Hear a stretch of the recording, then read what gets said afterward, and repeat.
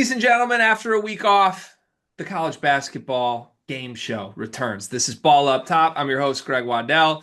I'm looking forward to this because our YouTube channel was down last week and it has returned triumphantly. And with that means my favorite show to bring to you every single week is back. I got Carter Elliott, Kevin Sweeney, and Brian Ralph with me. If you've watched the show before this year, you know how it works. These three will compete for points. I've got 15 topics for them. They're going to go 1v1. The winner stays, the loser goes out, the person waiting comes in. At the end of the show, we have a bonus round where the points are worth double, and our goal is to crown a champion who gets to say whatever they'd like for 30 seconds at the end of the show.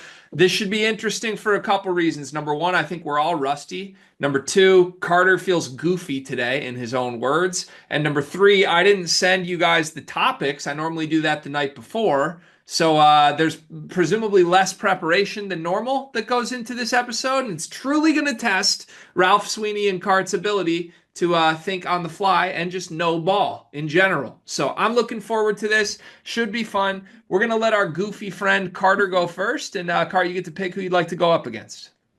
I'll go up against Ralph first. All right, here we go.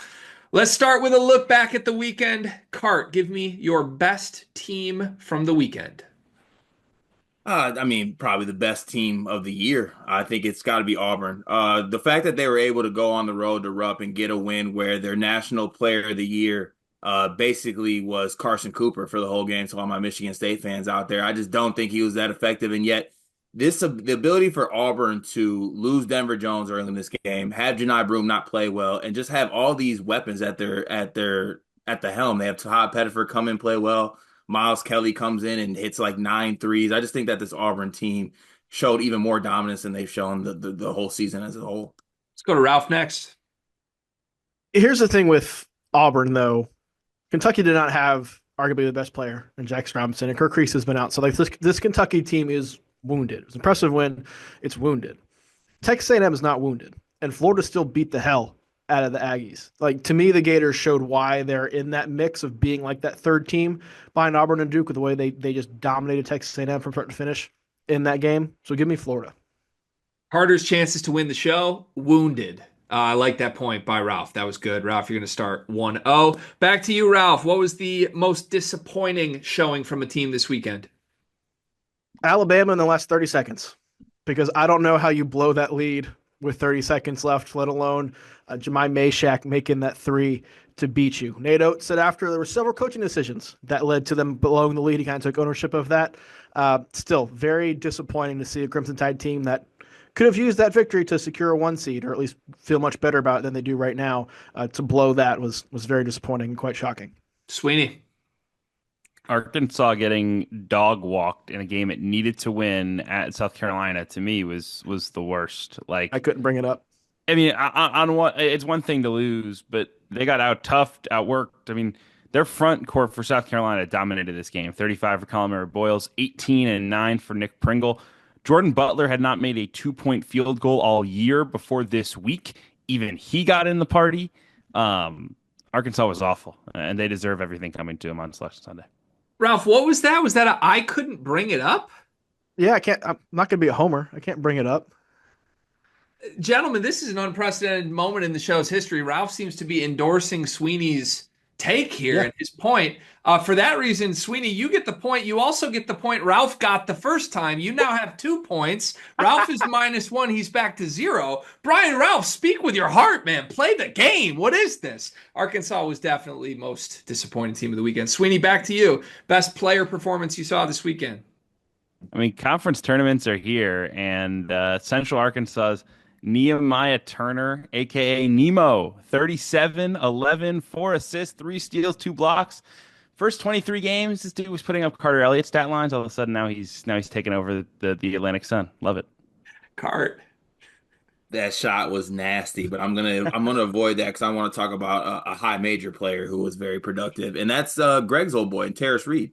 Terrace Reed had 24 points, 18 rebounds, 6 blocks against Providence. Look, there's been a lot of Terrace Reed discourse over this year as far as, what he is, who he is as a player.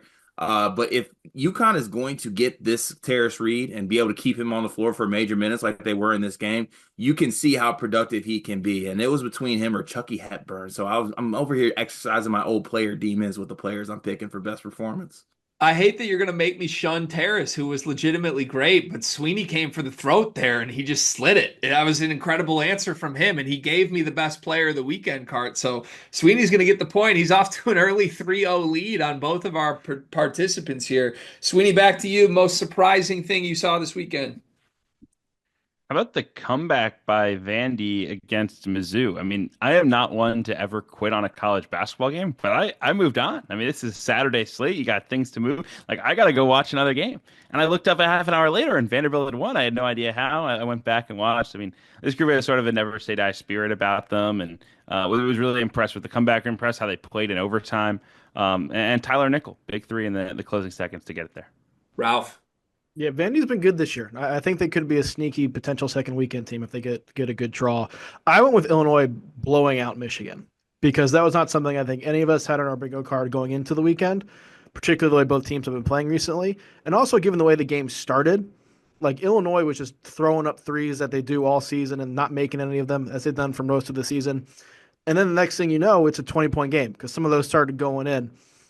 It was a disappointing performance for Michigan. I understand it was their fourth game in 9 days and all of that, but I don't think any of us expected that kind of ass beating from Illinois. So that's what I'm going with. You know, I am trying not to be a homer with this. I'm certainly surprised in the fashion that went down. Illinois has been a definitively better basketball team than Michigan, even in their losses, while Michigan has been sneaking out 2-point wins. But yeah, given the implications of a contending for a Big Ten title, just hold serve at home to lay an egg like that in the second half, it certainly did surprise me. Even if it didn't surprise Kevin Sweeney, Ralph, you're going to get the point on this one. Final topic of the first segment, Ralph, one thing that you loved this weekend. Sweeney already brought it up. Conference tournament started, man. It's March. We hit that time. It was the A-Sun got things started. We got a couple more opening this week. I think there are 9 tournaments opening this week. Just the fact that we're here. I love that we're here. We're at the pinnacle of the season. It's fun. Cart. Brian Ralph is glad that it's March, like it is every single year. Sick. One thing that I love this week, I love a good response. I love a good response, especially to a players only meeting. And that's exactly what Purdue and TKR were able to do. There's something about like these player only meetings that it just is something you say to the media and it happens, you move on. You might lose a bunch of games like Michigan did last year. But for TKR to kind of take it on his back, respond, and he had the crowd involved. He was pumping the paint crew up. I've never seen TKR really do that. I thought it was a great response. It's something I love to see. It was a good response from TKR. It was a good response from Carter Elliott there, making sure he gets on the board in the first segment of the show. All right, we're going to take a break. First, Kevin Sweeney with 3, Brian Ralph, Carter Elliott with 1 at the end of our first segment. Ralph shaking his head because I had to give him one of his points to Kevin Sweeney. But hey, man, play the game, Ralph. That's the rules. We are brought to you by Trilly Donovan, by the Burner Ball Discord, who I certainly hope meets YouTube's compliance rules. I didn't even think about that before we got here. Join the Burner Ball Discord. It's the greatest place for college basketball fans to interact with other freakish, passionate college basketball fans. You can get exclusive content from people like Kevin Sweeney, Eric Fawcett, Jim Root. More from Sweeney on that later in the show. But you should join the Burner Ball Discord. Thank you to Burner Ball and for Trilly Donovan for making this show possible all season long. All right, we're going to play a new game that I like to call Pick One. I'm going to give you 2 teams, and I want you to pick one for March, the team that you trust more, the team that you think has more upside, whatever you want to take your angle on is fine. 2 teams, pick one. Simple as that. Cart, you get to go first. You're matching up with Sweeney. The 2 best teams in the country. Pick one, Duke or Auburn in March.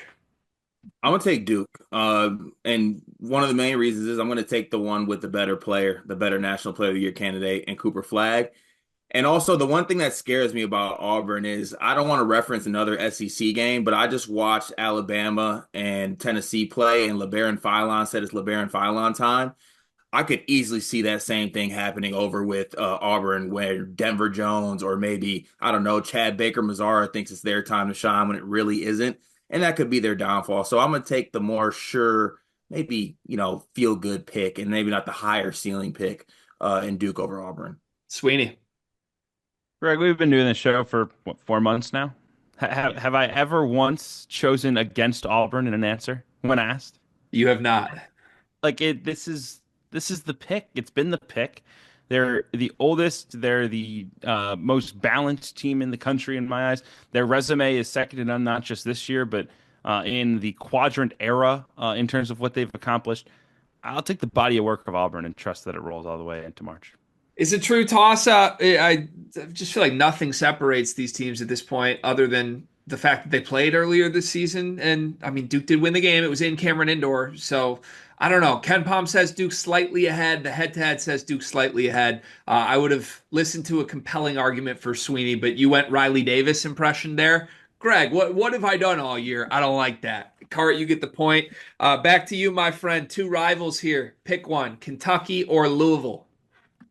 I'm still picking Kentucky in this spot. I understand that Louisville has been really good this year. I also think they have been the benefactor of playing in the ACC. And the fact that Kentucky has had to weather all these injuries and they've had to do everything that they've done while really not having an off night playing in the SEC, I think it's still masking the fact that this Kentucky team is still a good basketball team. They can really shoot the basketball, even without the injuries, even with Lamont Butler's shoulder hanging on for dear life. This team's had the injuries. I still think they're really, really good. And honestly, I just think that Louisville's been the benefactor of playing in the ASS conference. Ralph. It's Kentucky. Kentucky beat them when they played. Kentucky leads the nation in top 10 wins, some of which they've gotten even when not at full strength. And you mentioned Louisville's run recently. The best team they've beaten during that stretch, which really goes back to late December, is UNC, which is like maybe a tournament team. I'm more adapt to pick Kentucky here as well. Louisville, I think, is very good. I really like Pat Kelsey. I think that program is going in the right direction. Obviously, he's done a wonderful job. I may talk about him a little bit later when we get to National Coach of the Year conversations. But Kentucky is just so much more proven, and I think better on the court. They proved that when they beat Louisville. So give me the Wildcats as well. I want to give the point to Sweeney since neither of you are going to acknowledge the Jackson Robinson injury looming over this team for March. It's a very dangerous proposition, but You said they got but injuries. yeah, I mean, I get it. I said they've won games even when they're not at full strength. I get it, but then you both are just like, yeah, it doesn't matter. They're going to be fine. Ralph, you said a different thing that's going to lose you the point, my friend. You said their best win is UNC.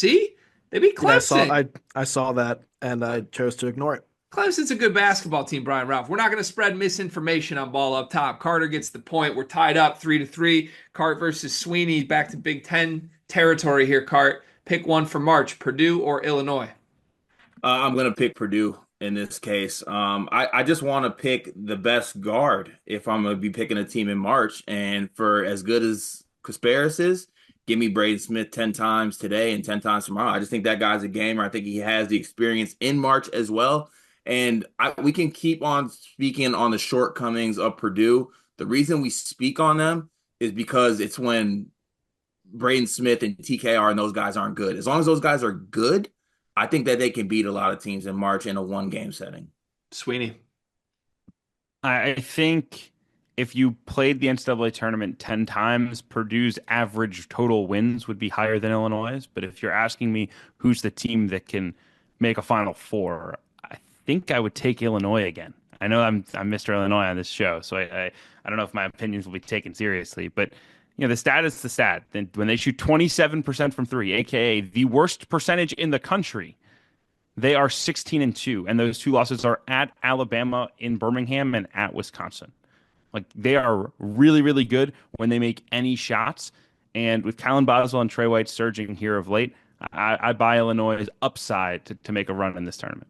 If you believe in three-point regression, which you should believe in it, Illinois is a team you should believe in the upside of still. I'm buying both these teams in March for what it's worth, but I am going to take your opinions seriously, Kevin. You have been trying to tell us this for months, and they have back-to-back 20-point wins at the right time. Sweeney gets the point. He has a 1-point lead over Cart. Brian Ralph needs some points. St. Mary's or Gonzaga? St. Mary's won the head-to-head in the season, but which one do you want in March, Sweeney? I like Gonzaga. I just think, I know it sounds absurd to just kind of throw out the season's results to date, but like we have the data points with this general Gonzaga core that it can be a Sweet 16 team and beyond. We have the data points with this St. Mary's core that it wasn't a Sweet 16 team last year. It was a team that lost to Grand Canyon. Like I don't know. I think Gonzaga's upside in the tournament is bigger. The point guard play with Nembhard is phenomenal. They have the size. They have the coaching. Not that Randy Bennett's not a great coach, but Mark Few's one of the best of all time. I'll take Gonzaga. Ralph. Yeah, to me, this is the biggest difference between regular season good and NCAA tournament good. St. Mary's has been regular season good for a long, long time. The last time they made the Sweet 16 was in 2010. It's Randy Bennett's only Sweet 16 that he's made in his career. Mark Few and Gonzaga have obviously been the last 9, 10 tournaments. Like this is what they do. Part of the reason why is that St. Mary's offense typically is not very explosive when they have played against the better teams. So it cost them against Grand Canyon last year. This year, against top 50 opponents, which are at large caliber teams, they're 82nd in the country in offense efficiency, which simply is not good enough. I don't know if Gonzaga makes the Sweet 16 this year. That's a conversation for a different day, but I trust them to do so much more than I do St. Mary's. Yeah, I do think Gonzaga's the upside play. I feel like you guys are kind of talking me into Gonzaga's floor here, given what Few has consistently done getting the second weekend. So Ralph brought out the history books. Ralph, you're going to get the point here, even though you guys agree on Gonzaga. One more prompt here. Two teams that are going to cruise to conference championships in the regular season. Two teams that have struggled to make shots from the outside. Who do you want in March, Ralph? St. John's or Michigan State? This was the toughest one for me of the five that we've done. I'm going to go with St. John's. I'm going to go with St. John's slightly because I trust St. John's to win games more when things are not going well for them. Right? St. John's wins games ugly. They don't have to shoot really well to beat a team by double digits. It's what they do defensively. It's what they do on the glass. It's the pace they play with. They also, I think, have more high-end creators than Michigan State does. And I love what this Michigan State team has been since Jace Richardson has been inserted into the starting lineup. But R.J. Lewis, Kadari Richmond, a healthy Davon Smith, with what Zuby Ejiofor is doing down low, I think those four are probably better than the top four you could put up for Michigan State. I think the margin's very, very slim. But I think St. John's, because of the fact that they don't need to shoot well to beat really good teams, again, they have a little bit more margin for error. So I'm going to go with St. John's slightly. Cart. Thanks for go ahead and walking me into this one, Ralph. If we're gonna play the slim margin game, you mentioned a lot of great players: Kadari Richmond, R.J. Lewis, and Davon Smith. The three things that those guys have in common is they're not as good as Jace Richardson is. So if we're gonna play the slim margin game, give me the lottery pick. Give me Jace Richardson, and also for the similarities that these teams have, they do differ in one regard. I think that St. John's has been very good on the glass. I think they've been very good on the glass against Big East opponents. Also, they don't make free throws. So we're getting to a tight game where they're playing defense and they're playing, you want to pick someone in March. I'm going to pick the team that can make free throws and make a little bit more shots. And I'm going to take Michigan State. I love the boldness that Cart came with Jace Richardson here. Was kind of wondering if anyone would make this point, but I'll just throw it out there. The Big East hasn't helped St. John's in this regard. They have one win over a Ken Pom top 25 team this season. I mean, it's March 3rd right now. Michigan State has 4 in their last 2 weeks. I think I'm going to take that team with the lottery pick and Jace Richardson. Cart, you get the point. You've tied it up. It's 4 points, Sweeney, 4 points, Cart, 2 points, Ralph. I'm going to stop and take another break here and throw it to Mr. Kevin Sweeney to let us know what's going on with the Scout Team Series.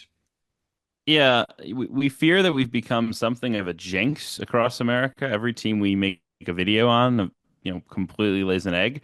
St. John's has not yet, though. Our most recent video is about the Johnnies and some of the things X and O wise that maybe you should feel good about them in March 4, and some of the things, especially offensively, that they don't do so great beyond just, they don't make 3-point shots like everyone has talked about. So it's a great video. I encourage you to check it out. We'll have a lot of good stuff here over the next month. And always that film room chat channel in the Discord is a fun place. Always people dropping clips. Hey, what's this called? Hey, what do you think of this? Oh, I loved this play down the stretch. It's going to be a treasure trove of good content in March.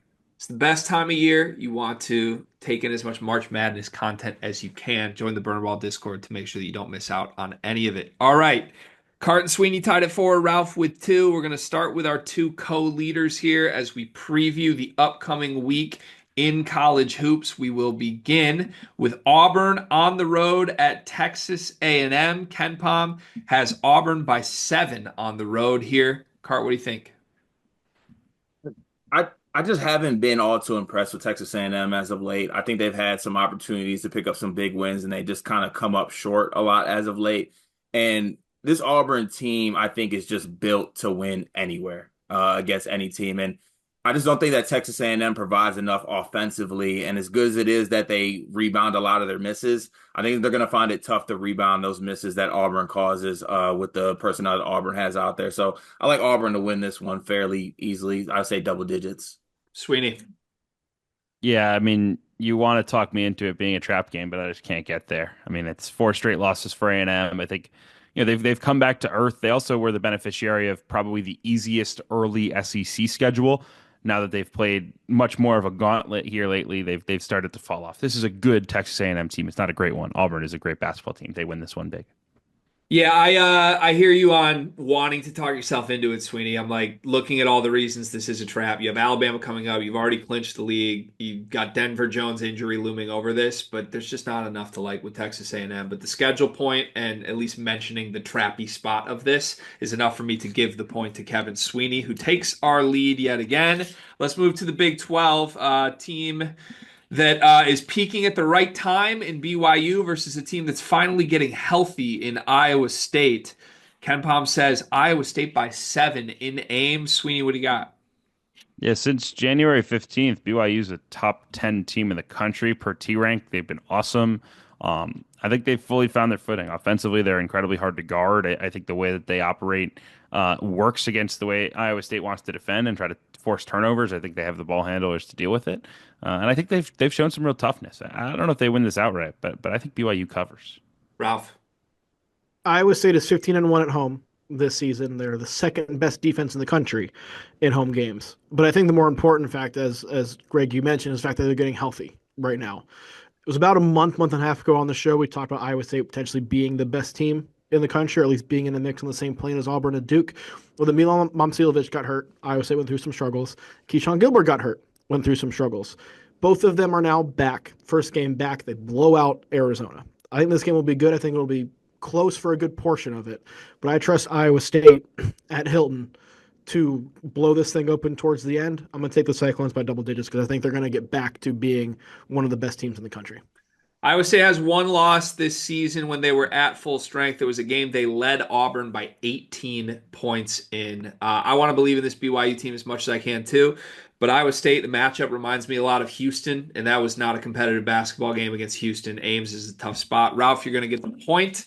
Let's go back to Big Ten country. Maryland on the road at Michigan. Some double bye implications for the Big Ten tournament. So Maryland should be getting up for this game, as much as Michigan will hopefully try and respond. Ken Palm says Michigan by 1 in Ann Arbor. Ralph, what do you got?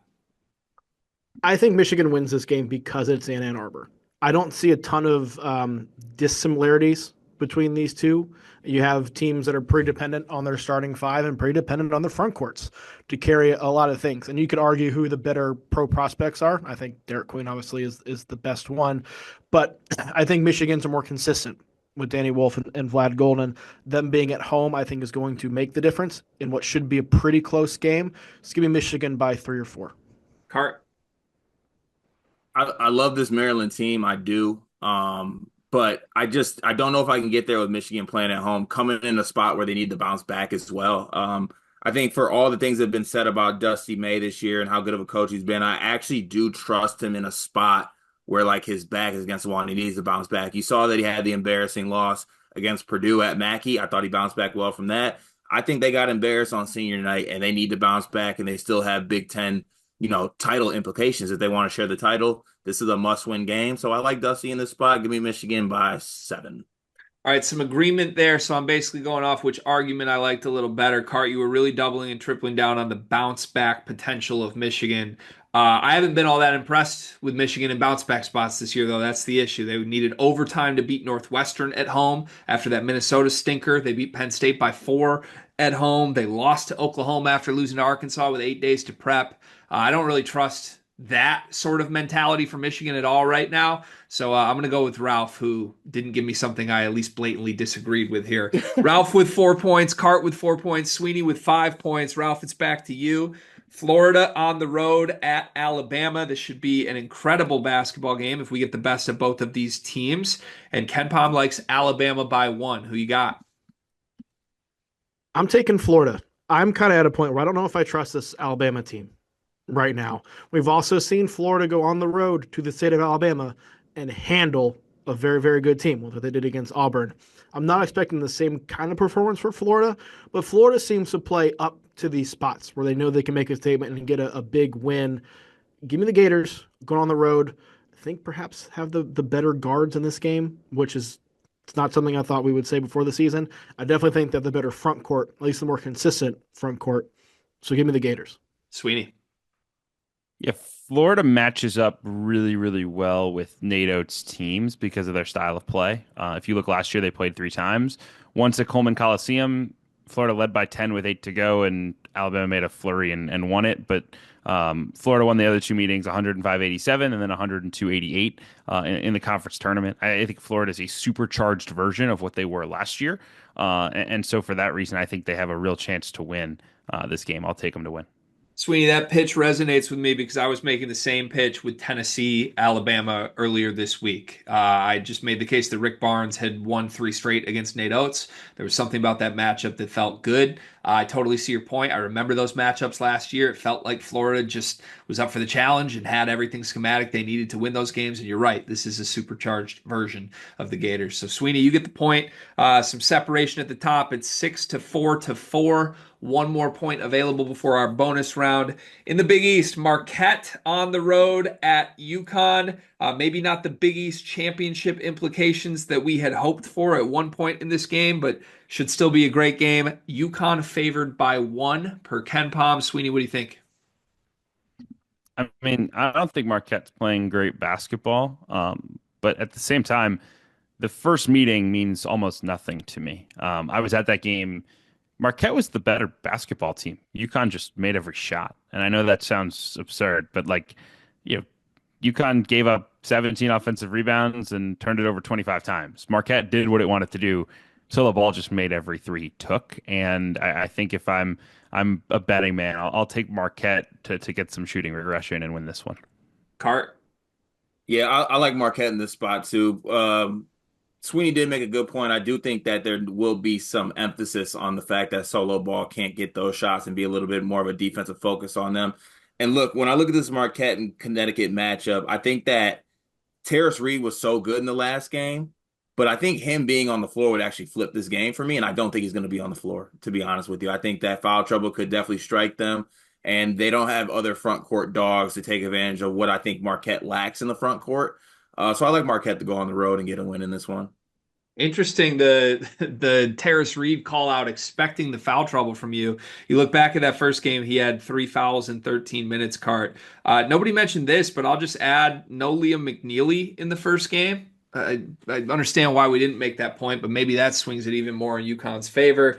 Cart, you praise Sweeney's answer. I feel like we got to give it to Sweeney. You gave him credit in the middle of your answer. Sweeney's just kind of on a roll right now. And he sort of dropped the humble brag that he was at the first matchup too. I really liked that energy. Sweeney, you have built yourself quite a lead here. It still is anyone's game depending on our bonus round, but we enter the bonus round with 7 points. Kevin Sweeney, 4 points. Carter Elliott, 4 points. Brian, Ralph, I want to throw it to you. The Ralph Report is rolling right now as the best part of the season heats up. What are you working on this week? Yeah, just published a Ralph report on heatcheckcbb.com on Monday, going through 5 mid-majors you need to watch during championship week. And we kind of took the McNeeses and the Drakes out of the conversation because if you follow college basketball and you watch this show, you've heard about them before. I wanted to go deeper and look at some other ones that are worth your attention that could potentially be dangerous should they win their conference tournaments and get to March. So that's on heatcheckcbb.com. We also have the return of the Ralph Reports on the Supers Media YouTube channel every day. This week, we're going to be diving into Cooper Flag versus Shania Broom and why it should be Cooper Flag. But you have to check out the channel as to why. I'm excited for that propaganda. I love that. Okay, 7-4-4. Bonus round points are worth double, so anybody could still steal this from Cart or Ralph's side. If Sweeney gets 1 point here, it is over. We will end the game. We won't even continue. I start with this. We throw it to Kevin first. Who should be the National Coach of the Year? I voted this morning for Pat Kelsey. I think 23-6 with where they came from the last 2 years, with 12 combined wins under Kenny Payne, and overall just like regular calamity. Like it was just it's such a poorly run operation for 2 years. He's brought a much needed stability to the operation, and he's won some games, and he's brought the fans back. I think he deserves the honor. Let's go to Ralph next. How much talk has there been about planes in the news recently? There's been a good deal, right? It's all been pretty negative, right? Kind of started in November when there was a team that got in a fight on a plane, and all that team has done is won more quad one games than anybody else, won as many quad 1A games as anybody else has quad one wins.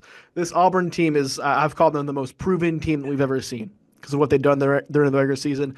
Bruce Pearl deserves National Coach of the Year. It's the best team. He has handled all of those characters in the locker room. And again, they've proven more than I think anybody else has that we've seen over the course of the regular season. That is worth something. Give me Bruce Pearl. Cart. Look at me, I'm Sweeney. I had a vote. Look at me, I'm Bruce Pearl. I'm handling characters that I brought into the locker room. Gentlemen, take this walk with me.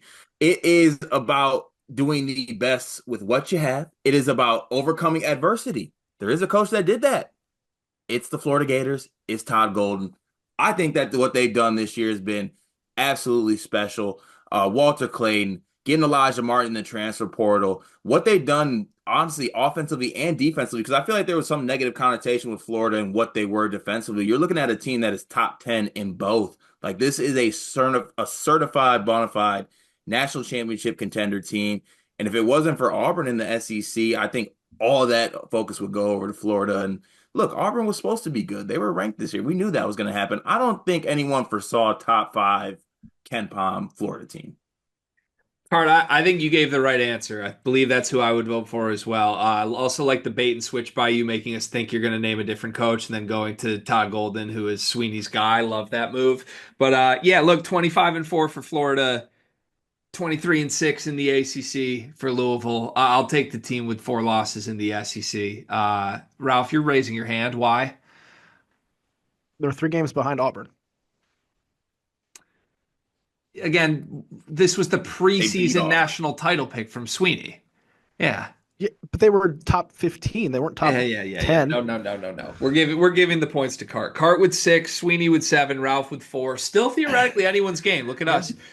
I want a bold prediction, boys. You can go anywhere you want with this, but let's call it a March bold prediction. You could do conference tournaments if you want before the NCAA tournament. Give me a March bold prediction. Cart, what do you got? Could go anywhere with this one, but I'm gonna go ahead and unveil this one. There will be no SEC teams in the Final Four of March Madness. There's a lot of talk that they could get multiple teams. Florida's great, Auburn's great, Bama's great. These are also teams that you could go and. So I just figured out that I can Tony Reali someone. That's insane. He's not getting the point for picking no SEC teams to make a Final Four. Ralph, you're up next. I have 2 because one of them I fear you may hate. Michigan is losing its first round game because somebody will expose the fact that Danny Wolf cannot guard a soul on the perimeter. I also don't think Houston makes a second weekend. And I have been on this since the preseason, and Sweeney's rolling his eyes, and I know many people are. I don't know if I trust this team offensively to win close games.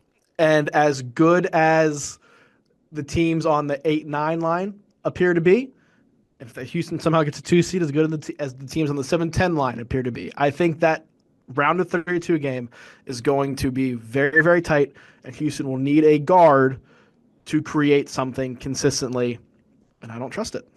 Cart I'm so glad he's on mute right now. This is just the most animated I've seen him. And Sweeney looks giddy right now. Sweeney, what do you got? Well, first of all, on the Ralph point, I understand your take with Houston, but I would point out that they are 6 points per 100 possessions better offensively than they've been in any of their last 5 years when they've been Sweet 16 bound. So I don't understand that take. There's a difference between regular season good and tournament good. Talked about it. Okay, so yeah, this just sounds like a made up thing. So I'm gonna go with Chad Baker Mazzara gets ejected from an NCAA tournament game, and Auburn still wins the national championship. Thought those were bold predictions. Okay. Cart, let's unmute Cart for a second. Cart, I have to ask to unmute you. Can you unmute? Yeah, Oh, no, you muted again. I don't know what's good. Cart, unmute. Unmute one more time. I'm unmuted. Okay, your thoughts? Well, Ralph just they got Milos Uzan who's playing some of the best basketball in the country, and then Sweeney's is Chad Baker Mazara bold that he gets ejected. He already got ejected last year. No, Sweeney's is that he gets ejected and they still win the NCAA tournament, which I honestly love. I asked for a bold prediction. That's a great bold prediction. Ralph, I asked for a bold prediction. You can't make your own rules and give me two predictions. And Cart, just your prediction sucked. Let's just call it what it is. Sweeney, you've won the show. It was a dominant effort today. Lesson learned. We need to give these guys more time to prepare for you. But Sweeney, the floor is yours. 30 seconds. You're welcome Yeah, for I the mean, point, Sweeney. I'm elite. That's all I'm going to say. I went to I just learned this weekend that movie people are built so different. I went to an Oscars party. They told me my picks were akin to the guy who picks 16 seeds to win in the first round of the NCAA tournament. I'm not cut out for that life. I'm cut out to watch mid-major basketball. I'll be there all month. You are right where you belong, Kevin Sweeney, and we appreciate having you here. All right, that's the show. Thank you for watching Ball Up Top. We had a couple people reach out last week, by the way, while we were off the air, and a lot of people asking for this show. So appreciate you. If you're a regular watcher of Ball Up Top, thank you for making this season fun for us to do these shows. We got one more coming on Thursday, and then I believe we'll do some conference tournament shows for Ball Up Top, and I think we may call it a show before the NCAA tournament, but we'll let you know once we figured that out. Congrats to Kevin Sweeney for winning the show, and we will see you on Friday's episode of Ball Up Top.